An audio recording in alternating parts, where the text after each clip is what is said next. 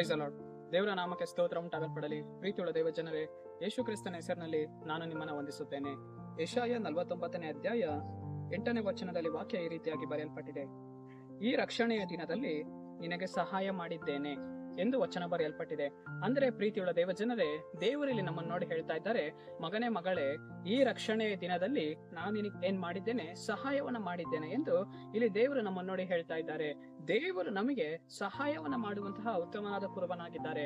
ಆತನು ನಮ್ಮನ್ನ ಹಸಿರು ಹುಲ್ಲು ಗಾವಲಲ್ಲಿ ವಿಶ್ರಾಂತಿಕರವಾದ ನೀರುಗಳ ಬಳಿಗೆ ನಮ್ಮನ್ನ ನಡೆಸುವಂತಹ ದೇವರಾಗಿದ್ದಾರೆ. ಪ್ರೀತಿಯುಳ್ಳ ದೇವ ಜನರೇ, ಇವತ್ತು ನಾವು ಅನೇಕ ವಾರ್ತೆ ನಾವು ನೆನೆಸ್ತೇವೆ, ನನಗೆ ಯಾರು ಸಹಾಯ ಮಾಡ್ತಾರೆ, ನನ್ನನ್ನು ಯಾರು ಕೈ ಹಿಡಿದು ನಡೆಸ್ತಾರೆ ಎಂದು ಅನೇಕ ವಾರ್ತೆ ನಾವು ನೆನೆಸ್ತೇವೆ.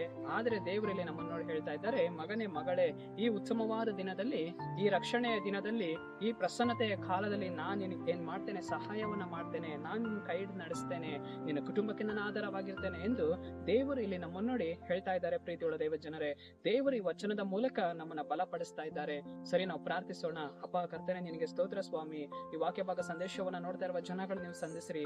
ಆ ಜನರ ಜೀವಿತಗಳಲ್ಲಿ ಕರ್ತನೆ ನಿನ್ನ ಸಹಾಯ ಹಸ್ತವನ್ನ ನೀಡಿ ಆಧಾರವಾಗಿದ್ದು ನಡೆಸೋದೇವ. ನಜರೇತಿನ ಯೇಸುವಿನ ನಾಮದಲ್ಲಿ ತಂದೆಯೇ, ಆಮೆನ್.